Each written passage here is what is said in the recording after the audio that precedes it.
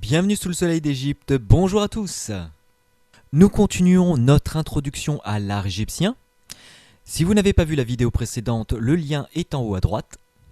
Nous avons terminé la vidéo précédente par la présentation des différentes techniques de relief utilisées par les anciens Égyptiens, le bas-relief, le haut-relief et le relief en creux.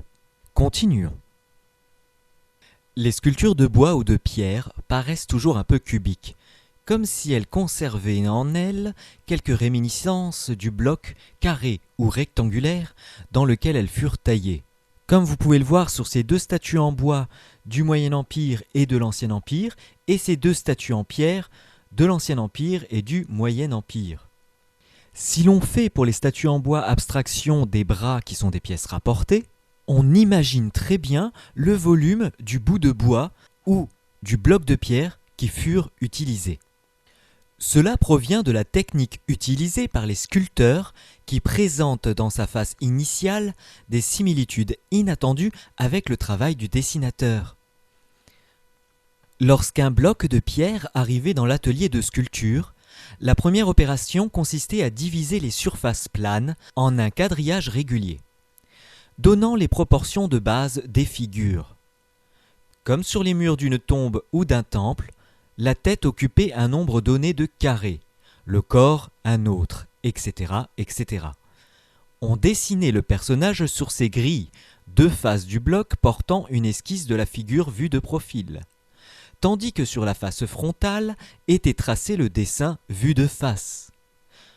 En éliminant la pierre superflue sur chaque face du bloc, le sculpteur parvenait à combiner les représentations et à produire une œuvre. Cette méthode utilisée par la technologie informatique moderne imposait des limites strictes.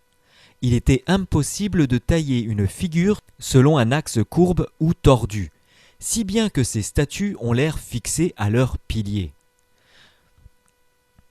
Dans les représentations du corps humain, cependant, on note des variantes dans la position des jambes et des bras, les personnages étant ainsi rarement tout à fait symétriques. On peut représenter un personnage assis sur un trône ou un siège, mais également debout dans l'attitude de la marche, adossé à un pilier dorsal, ou pas.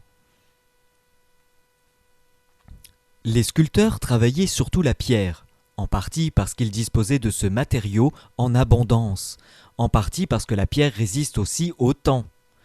L'éternité étant au premier rang de leurs préoccupations, ce matériau convenait à merveille pour créer des monuments qui fussent des œuvres éternelles, car c'est ainsi que l'on les nommait.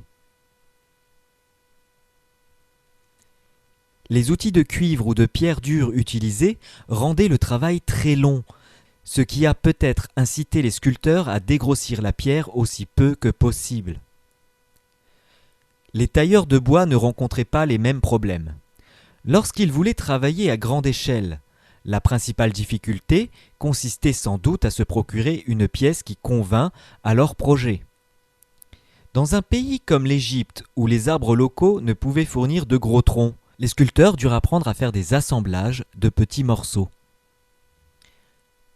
Après achèvement de la statue, une fine couche de plâtre peint permettait de cacher les défauts. Mais comme les sculpteurs sur bois respectaient eux aussi les traditions en vigueur, leurs œuvres ne diffèrent pas essentiellement de la sculpture sur pierre.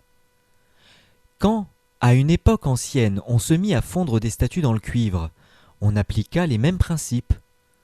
Pourtant, dans la mesure où les plus anciennes sculptures égyptiennes semblent avoir été taillées dans le bois, il n'est pas sûr que la difficulté du travail de la pierre ait été un facteur déterminant dans l'élaboration du style. Il importait beaucoup que la figure achevée fût complète, sans aucune partie manquante. Pour fonctionner, une statue d'homme, par exemple, devait posséder une tête, un corps, deux bras et deux jambes. On mesurera la portée de cette question à propos de ce que l'on appelle des têtes de réserve, exemple rare mais frappant de ce que les sculpteurs étaient capables de produire. Il était également primordial qu'une statue représentât son modèle dans les meilleures conditions. Le personnage devait être montré en bonne forme physique, avançant vers l'éternité, les yeux grands ouverts ou calmement assis sur une chaise, maître de lui-même. Si un homme était affligé d'un défaut physique, il ne fallait point le rappeler, afin qu'il ne le suivît pas dans sa vie future. Nous ne voyons donc que des représentations d'hommes et de femmes idéalisées. Le résultat est impressionnant, les exceptions remarquables. Voilà, j'espère que cette courte vidéo vous a plu. On se retrouve très bientôt pour continuer notre introduction sur l'art égyptien en abordant les couleurs. Et on n'oublie pas, on met un petit pouce bleu, on s'abonne et on clique sur la clochette pour être averti des futures vidéos. On se retrouve bientôt, d'ici là portez-vous bien, Hotep!